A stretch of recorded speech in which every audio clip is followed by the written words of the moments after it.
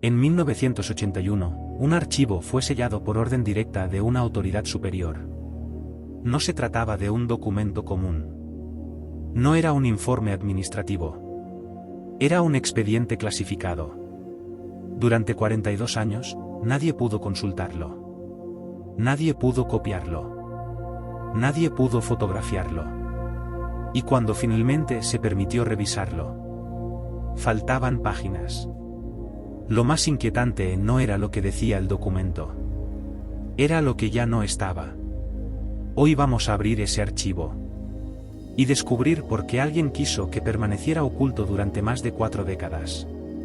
Parte 2, el caso, duración, 2 minutos. Todo comenzó el 17 de marzo de 1981. Esa noche, el Dr. Samuel Rivas, investigador en física aplicada, no regresó a casa. Trabajaba en un proyecto experimental financiado con fondos estatales. Un proyecto del que casi no existían registros públicos. Según sus colegas, el Dr. Rivas había comenzado a mostrarse inquieto semanas antes de su desaparición. Había comentado que algo no estaba bien. Que los resultados no coincidían con lo que se estaba informando oficialmente. Que los datos estaban siendo alterados. 3 días después, su cuerpo fue encontrado en su domicilio. La versión oficial fue clara y rápida. Accidente doméstico. Caso cerrado. Pero el problema era que la escena no parecía un accidente. Y los vecinos dijeron haber escuchado algo que jamás apareció en el informe policial. Disparos. El Dr. Samuel Rivas no era una figura pública. No aparecía en televisión. No daba entrevistas. No buscaba reconocimiento. Era un investigador discreto, metódico, obsesionado con los datos. Trabajaba en un laboratorio financiado parcialmente por el Estado, en un proyecto que oficialmente estaba catalogado como Desarrollo Tecnológico Avanzado. Nada más.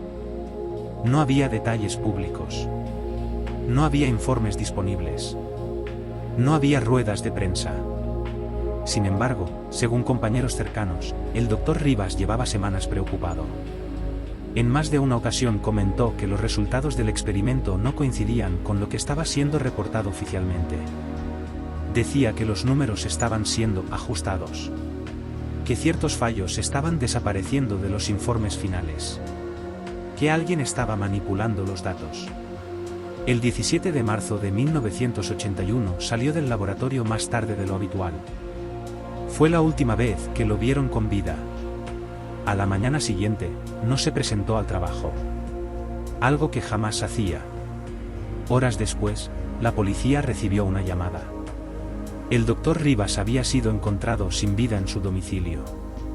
El informe oficial fue breve. Accidente doméstico. Caída fortuita. Caso cerrado en menos de una semana. Pero los vecinos declararon algo que nunca apareció en el informe final. Esa noche escucharon ruidos fuertes. Y lo que describieron como disparos. El expediente fue trasladado a un archivo central bajo custodia especial. No estaba en una comisaría local. No estaba en un juzgado ordinario. Fue almacenado en una sección reservada para documentación clasificada. La etiqueta que llevaba impresa era clara. Acceso restringido hasta nuevo aviso. Pero ese nuevo aviso nunca llegó. Con el paso de los años, el caso desapareció de la conversación pública. Las solicitudes de acceso fueron rechazadas sistemáticamente. Periodistas que intentaron investigar el asunto recibieron la misma respuesta. No hay información disponible.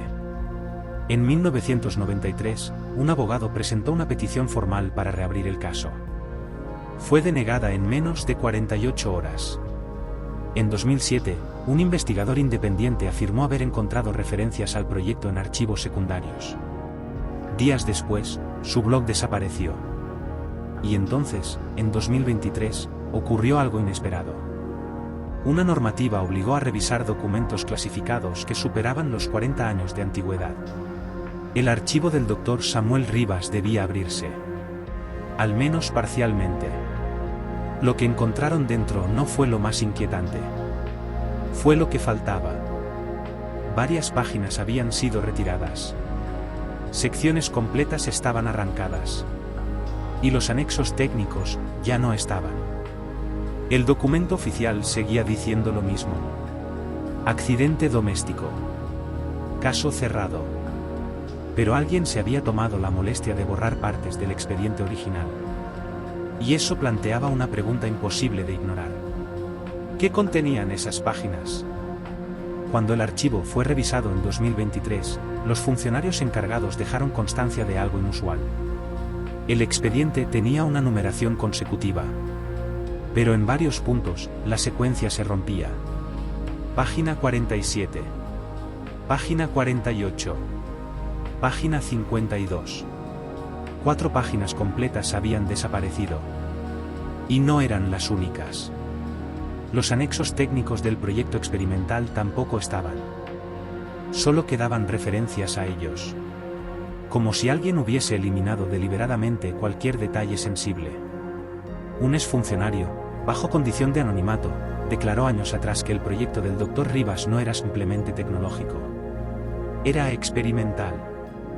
Y estaba relacionado con un sistema de energía que podría haber tenido aplicaciones militares. Nunca se confirmó oficialmente. Pero si eso era cierto, el proyecto no era solo científico. Era estratégico. Algunos investigadores independientes creen que el Dr. Rivas descubrió fallos graves en el sistema. Fallos que podían poner en riesgo vidas. Y que sus informes internos alertaban de consecuencias imprevisibles. Si esos documentos estaban en las páginas desaparecidas, entonces su muerte no sería un simple accidente. Sería una forma de silenciar un problema antes de que saliera a la luz. Pero sin las páginas originales, no hay pruebas. Solo preguntas. Y un archivo incompleto que nadie ha querido explicar. Hoy, más de 4 décadas después, el caso sigue oficialmente cerrado. No hay reapertura judicial. No hay nuevas investigaciones públicas. No hay responsables. El Dr. Samuel Rivas figura en los registros como víctima de un accidente doméstico.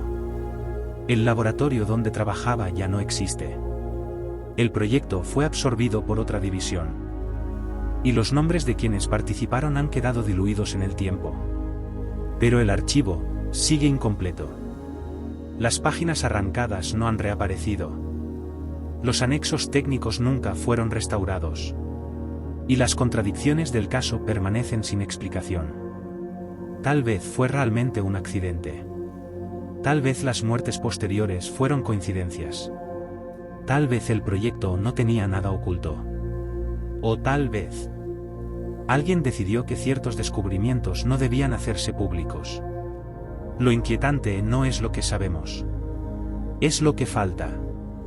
Porque cuando un documento permanece sellado durante 42 años, y cuando finalmente se abre, ya no está completo. La pregunta no es qué ocurrió. La pregunta es, ¿quién decidió borrar la verdad? Y hasta hoy, esa respuesta sigue en algún lugar. Dentro de un archivo que nunca debió ser abierto.